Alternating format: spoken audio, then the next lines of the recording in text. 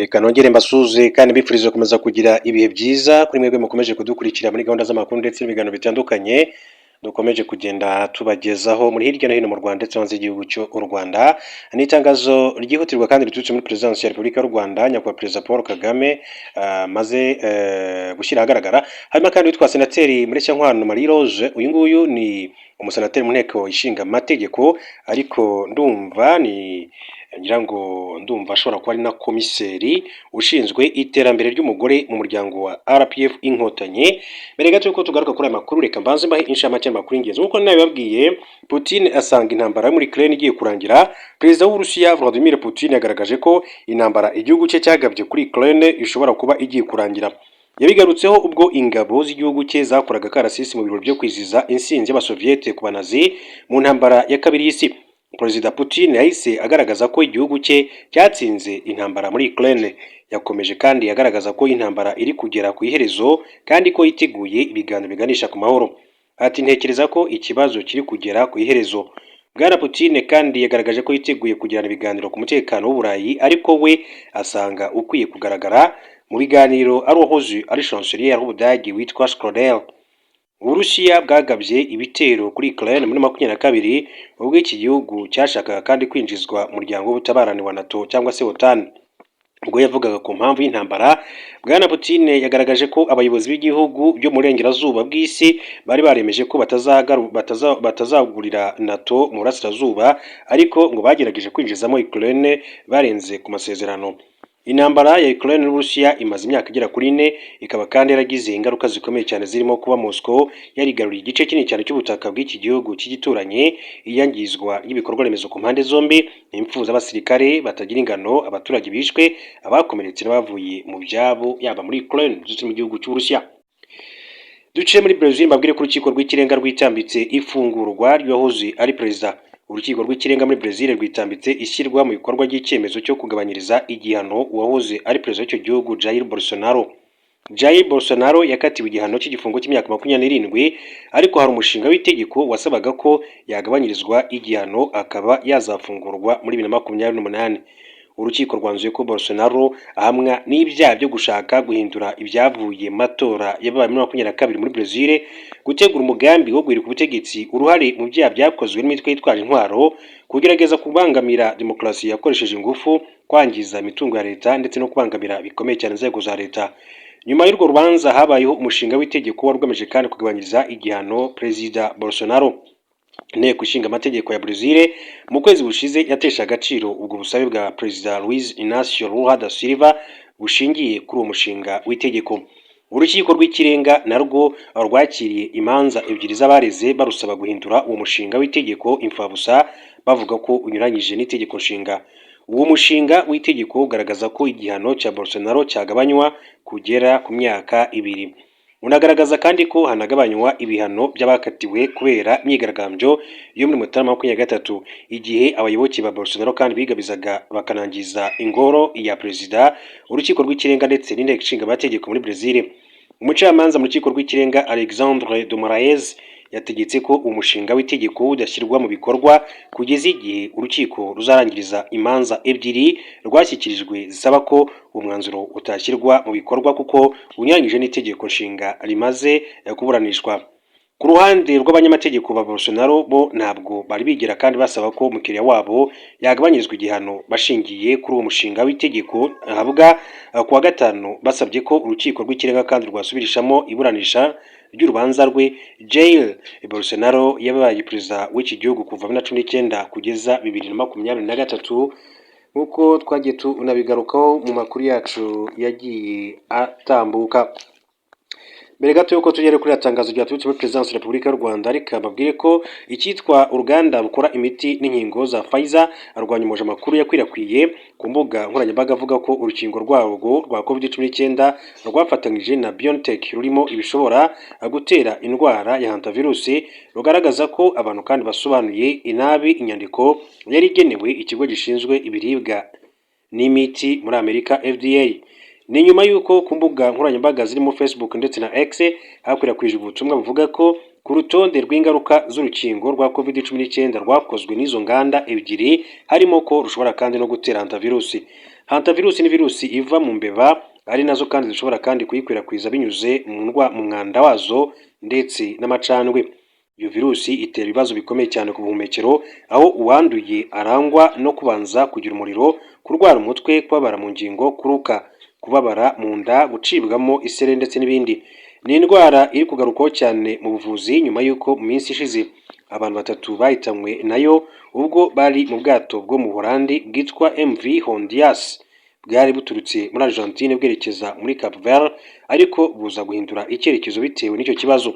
Nyuma y'izo mfu abantu bongeye kandi kugaruka kuri iyo virusi ku mbuga nkoranyambaga, ndetse amwe mu makuru yakwirakwiye cyane kuri iyo nuko kimwe mu bishobora kandi kuyitera harimo n'urukingo rwa COVID-19 rwakozwe na Pfizer ifatanyije na BioNTech rwitwa Comirnaty. Uruganda rwa Pfizer rwasobanuye ko inyandiko abantu bagendeyeho bakwirakwiza amakuru arigaragaza urutonde rw'ibibazo byose by'ubuzima byagaragaye ku bantu bahawe urwo rukingo hagati yo Ukuboza 2020 ndetse na Gashyantare 2021. Ni urutonde rugaragara mu nyandiko Pfizer yohereje FDA y'Amerika isobanura imiterere y'uwahawe urukingo n'ibibazo by'ubuzima byose abaruhawe bagaragaje, ariko atitaye ku kuba byaratewe narwo cyangwa se byaratewe n'izindi mpamvu.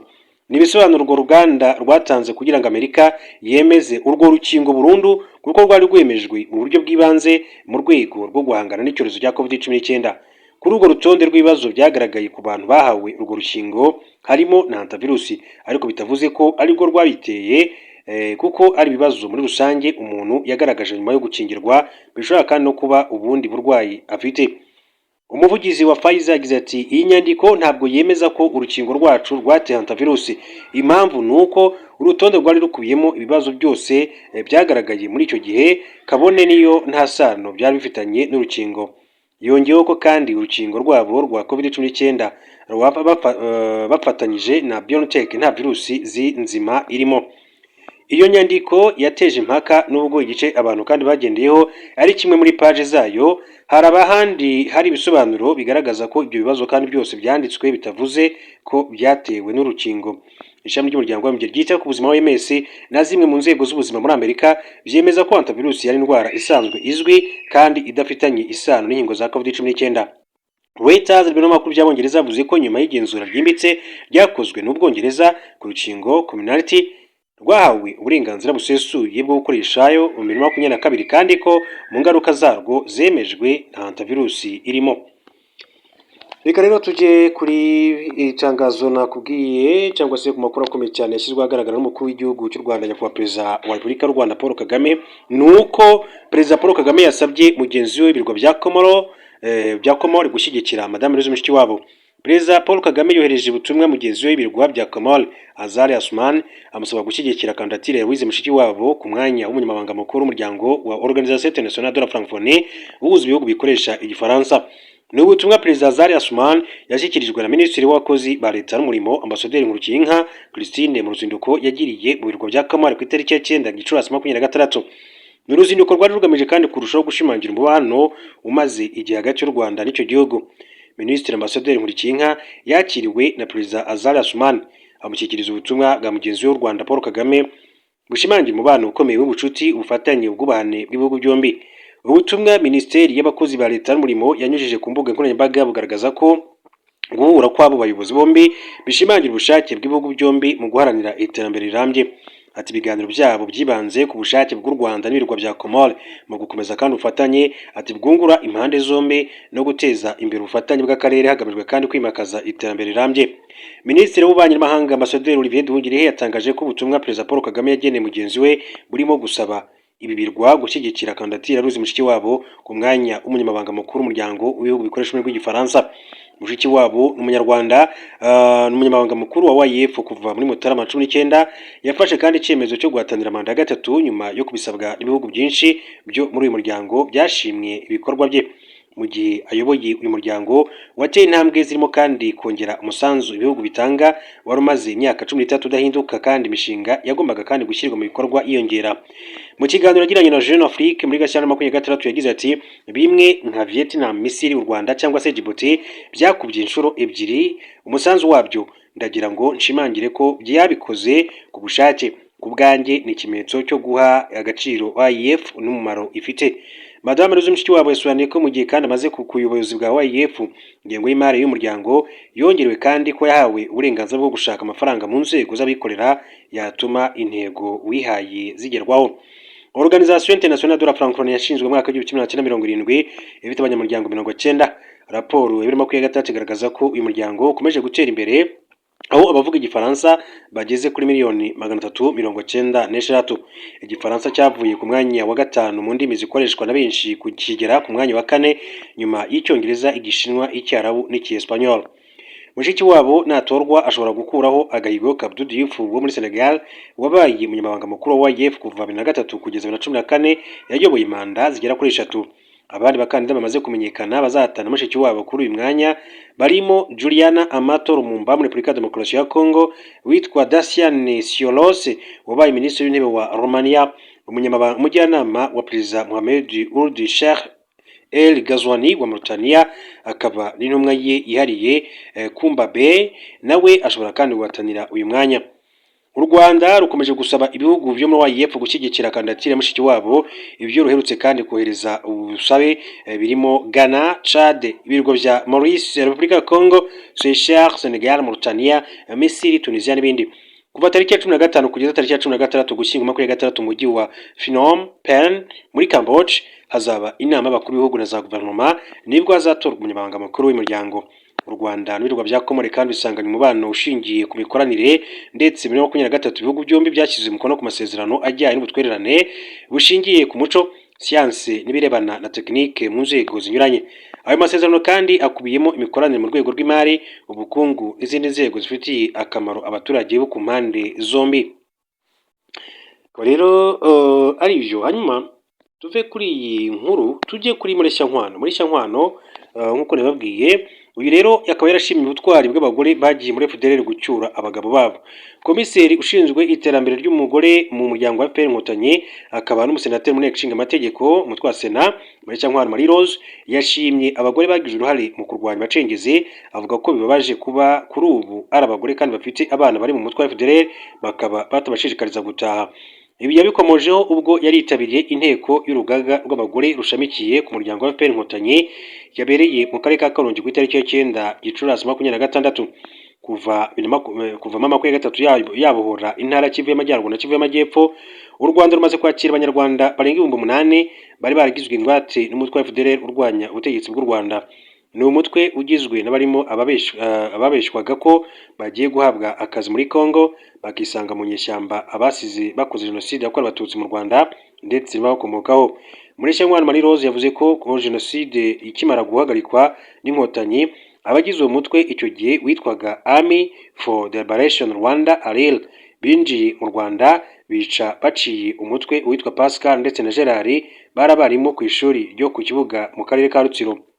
Yavuze ko kugira ngo intambara y'abacengezi kandi irangire byasabye ubufatanye hagati y'abaturage n'ingabo z'u Rwanda.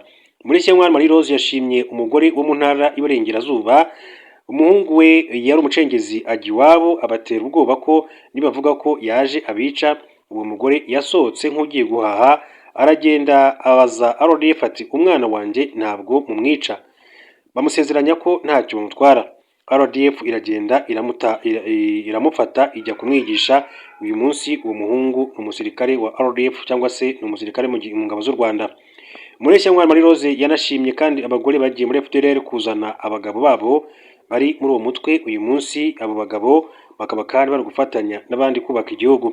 Nubwo biruko ariko ngo hari abagore bake bo mu ntara y'Iburengerazuba bagifite abana mu mutwe wa FDLR. Mu cyumweru cy'icyunamo mu kwibuka ku nshuro ya 32 jenoside yakorewe abatutsi, intara y'Iburengerazuba niyo yabonetsemo ibirego byinshi by'ingengabitekerezo ya jenoside, ifite ibirego 20 mu birego 47 byabonetse mu gihugu hose. Mureshyankwano Marie Rose yashishikarije kandi abagore bo mu ntara y'Iburengerazuba kugira uruhare rukomeye mu kurwanya ingengabitekerezo ya jenoside no kubumbatira ubusugire n'ubutekano w'igihugu, batoza abana gukunda igihugu, kwirinda amacakubiri ndetse no kwirinda ingengabitekerezo ya jenoside.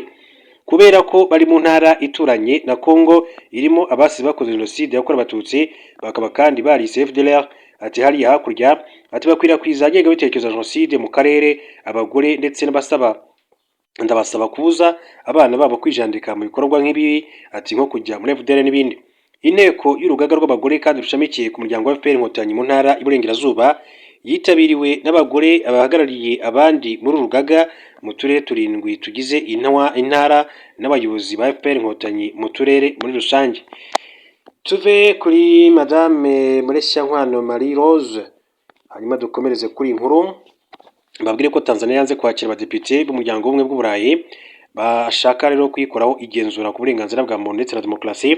Abadepite bo muri komisiyo y'uburenganzira bwa muntu muri Nshinga amategeko y'umuryango w'ubumwe bw'Uburayi bangiwe kwinjira muri Tanzania mu ruzinduko bari bafite muri uku kwezi kwa Gicurasi. Ni uruzinduko rwari ruteganyijwe nyuma y'imvururu zabaye mu matora y'umukuru w'igihugu aheruka muri icyo gihugu. Abadepite kandi bashaka gukora ubugenzuzi ku ihonyorwa ry'uburenganzira bwa muntu bashinja Tanzania gukora. Ibyo byaje no gutuma inteko ishinga amategeko y'umuryango w'Uburayi mu gushyingo 25 ihagarika inkunga miliyoni 156 z'amayero yaga Tanzania yishinja guhotera abatavuga rumwe n'ubutegetsi imbere y'amatora mu gihe kandi yabaga ndetse na nyuma yayo. Nyuma iyo nteko yatangiye kandi gutegura gusura Tanzania ngo ijye gukora ubugenzuzi. Uruzinduko rubanza gushyirwa mu bikorwa muri Gashyantare 26 ariko ruza gusubikwa rwimurirwa muri Gicurasi bisabwe na Tanzania igaragaza ko ishaka kubanza kandi gukora iperereza kuri izo mvururu. Raporo yavuye muri iryo perereza yaje gushyirwa hanze tariki 24 Mata 2026 igaragaza ko abantu 518 aribo bishwe, ariko Tanzania yakomeje kwanga abo badepite ko bemererwa kujya kwakorera igenzura. Ikinyamakuru East African cyanditse ko urwo ruzinduko rwari rugamije kandi gusuzuma uko uburenganzira bwa muntu na demokarasi byubahirizwa. Umuyobozi wungirije wa komisiyo y'inteko y'ubumwe bw'Uburayi ishinzwe uburenganzira bwa muntu witwa Muniri Saturi yasohoye itangazo anenga icyemezo cya guverinoma ya Tanzania agaragaza ko ari ibintu bitishimiwe. Ati tubajwe cyane n'icyemezo cya leta ya Tanzania cyo gukomeza gusubika uruzinduko rw'itsinda ry'inteko y'umuryango w'Uburayi ishinzwe uburenganzira bwa muntu. Turabona ari ubundi buryo bwo kwanga burundu ko uruzinduko ruzakorwa. Yongeyeho ko nubwo bakomeje kandi kwangirwa icyari kibajyanye muri Tanzania cyari gukora igenzura ku mishinga y'uburenganzira bwa muntu iterwa inkunga n'umuryango w'Uburayi no kuganira n'abafatanyabikorwa bo muri icyo gihugu. Abadepite bashinja guverinoma ya Tanzania kutagira ubushake bwo kuganira kuri icyo kibazo cyane cyane mu gihe kandi hari ibibazo by'uburenganzira bwa muntu n'igitutu ku batavuga rumwe n'ubutegetsi. European Union yagaragaje ko ibyo bitazayica intege ko ahubwo izakomeza gukurikirana ikibazo cy'uburenganzira bwa muntu yubahirizwa n'amategeko muri Tanzania kandi ko ubufatanye bugomba kandi gushingira ku kubahiriza amategeko muri rusange. Ngibyo rero bikomeza kuyoborwa mu gihugu cya Tanzania. Muri Tanzania ntago byoroshye nyuma y'ari matora nyine yabaye. Hanyuma wenda mu buryo bw'icamake tugaruka kuri inkuru. Hari inyandiko yari yaragizwe ibanga yagaragaje ko umugore wa Habyarimana Juvenal Agathe Kanziga yari kwisonga mu bafite ijambo rikomeye cyane ku butegetsi kandi ko ari umwe mu batanze amabwiriza yo kwica abatutsi guhera mu kwakira mwaka w'1990 ubwo ingabo za RPA zatangizaga urugamba rwo kubohora u Rwanda. Iyi ni inyandiko ni ya Lieutenant Colonel Wihoreye Charles wabaye mu ngabo zari zishinzwe kurinda umutekano wa Habyarimana, akaba kandi yaranabaye umuyobozi wa gendarmerie w'ingabo z'u Rwanda muri perefegitura ya Ruhengeri. Tariki 24 Kamena mwaka w'1994 Lieutenant Colonel Wihoreye yandikiye Colonel René Garnier wabaye umujyanama muri ambasade y'Ubufaransa i Kigali mu bijyanye n'igisirikare Défense Attaché kuva mu mwaka w'1988 kugeza mu mwaka w'1991 amuha amakuru y'ubwicanyi bwari bukomeje kandi mu bice bitandukanye by'igihugu. Muri 2022 Colonel Garnier yamaze imyaka myinshi cyane abitse ibarwa kugeza ubwo yayishyikirizaga Professeur François Duclercq wayoboye komisiyo yakoze ubushakashatsi ku bufasha leta y'Ubufaransa yahaye leta y'u Rwanda kuva mu mwaka w'1990 kugeza mu mwaka w'1994. Ikinyamakuru Le Monde cyashyize hanze tariki ya 7 Gicurasi 2026 nyuma y'uruhushya rwa Colonel Garnier yahaye Professeur Duclercq rwo kwiha abanyamakuru. Iyi baruwa igaragariza Colonel Garnier uko zimwe mu ngabo zarindaga Habyarimana zari ziyobowe na Major Mugemana zishe abasivili b'abatutsi muri commune Kinigi na Kigombe muri Ruhengeri ku gicamunsi cya tariki 22 Mutarama mwaka w'1991 nuko ku munsi wakurikiyeho abo mu muryango we bari bagiye kwicwa.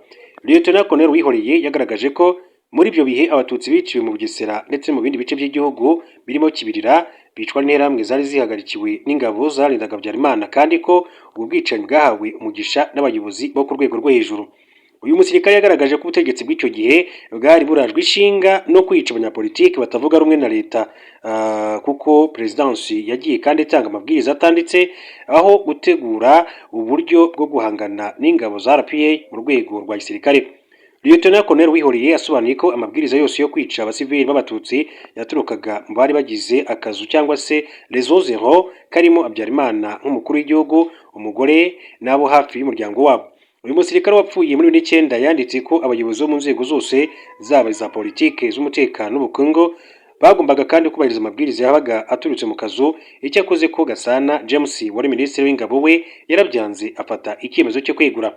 Muri baruwa Lieutenant Colonel Wihoreye yasobanuriye Colonel Garni ko Habyarimana ari we wari nimero ya mbere mu kazu, agakurikirwa na Agathe Kanziga Proteze Giranyirazo alias Monsieur Z wari musaza wa Kanziga wanabaye prefet wa Ruhengeri akaba nimero ya gatatu.